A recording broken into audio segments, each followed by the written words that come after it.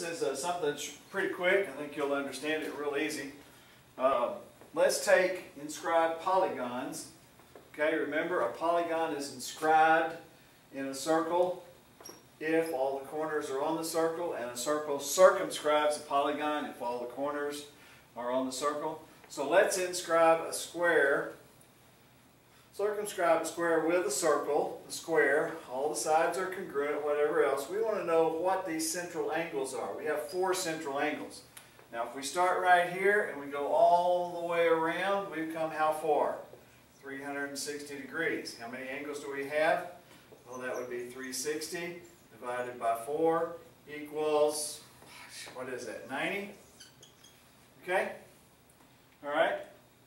Pretty simple. Now let's look at this. An equilateral triangle. How do we know it's equilateral? All the sides are equal. All the angles are equal. We want to know what these are. What do we got? We start right here. We go all the way around. We got 360 degrees. How many angles do we have? Central angles. We got 3. So we have 360 divided by 3. Whoops. Wrong thing. It's going to go 2. By 3, that would equal 120 degrees. So let's come up with what? 12-sided regular, oh, that would be a what kind? Dodecagon. Okay, regular dodecagon inscribed within a circle. Okay, what is the angle? Take 360. How many sides is a dodecagon? 12 sides divided by 12 equals what? 30 degrees. Okay?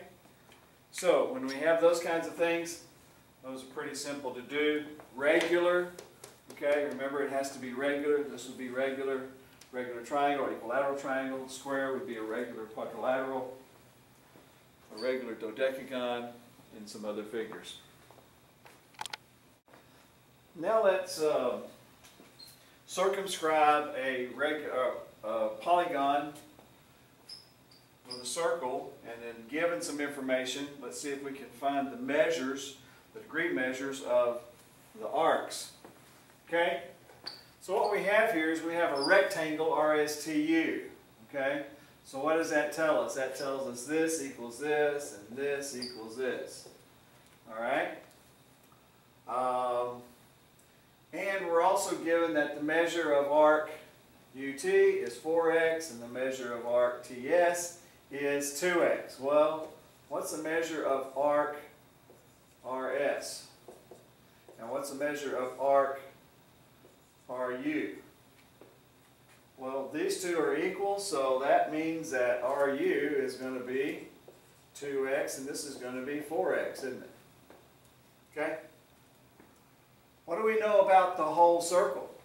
If I start here at T and I go all the way around this circle, how many degrees have I gone? Well, I've gone 360 degrees. Well, this arc is 4 of it. This is 2. This is 4 and 2. So if I add all those together, I've got 360.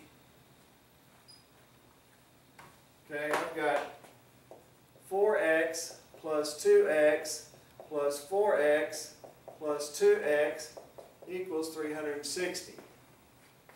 Well, how many x? I got 6, 10, 12. So 12x equals 360. Divide both sides by 12. X equals 30. Okay, so x equals 30. I put 30 in for x. 4 times 30 would be 120. 2 times 30 equals 60. This one would equal 120. This one would equal 60. And if I add all those up, this is 180, this is 180, I get 360 degrees, which is what we started with. Okay, so what we're doing there is given some information about polygon that the circle circumscribes, or the polygon that is inscribed in the circle, then can we figure out what the arcs are, what the degree measures of the arcs are, and go from there. Now, let's extend this just a little bit. Can you tell me what this angle is? Can you tell me what this angle is? Those two ought to be equal, right? And these two over here ought to be equal, correct? Well, what's the measure of this arc? It's 120 degrees. These are vertical angles, so this ought to be 120 degrees. This will be 60 degrees. This will be 60 degrees. Wow. This is an equilateral triangle, isn't it? Okay? That lets me know this is equal to that. Okay? All kinds of things that we could do there. Could bust that up into a hexagon and do quite a bit of work and information about that. Okay? Sample problems on how to use arcs and information to calculate.